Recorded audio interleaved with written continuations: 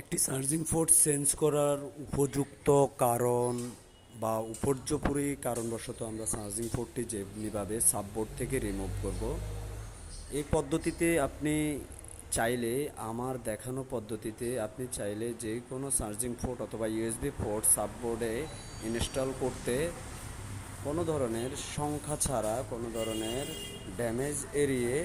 আপনি একটি charging port change করতে পারেন। আমি আমার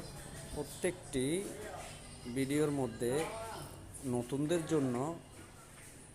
এমনিভাবে কাজের পদ্ধতিগুলো হাতে কলমে শিখিয়ে দেওয়ার মতো করে আসলে ভিডিওগুলো দেওয়ার চেষ্টা করি। আপনারা আমার দেখানো এই পদ্ধতিতে একটি চার্জিং পোর্ট সাববোর্ডে ইনস্টল করলে শতভাগ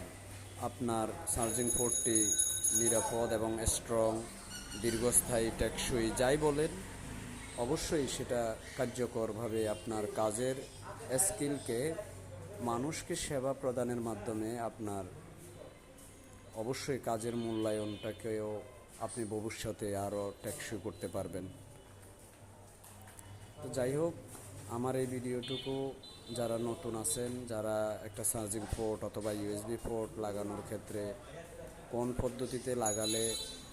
চার্জিং পোর্টটি টেকসই এবং সুন্দর শতভাগ কাজ করবে এবং টেকসই হবে, সেই ক্ষেত্রে আমি কিছু ভিডিওর মধ্যে দেখলে লক্ষ্য করবেন যে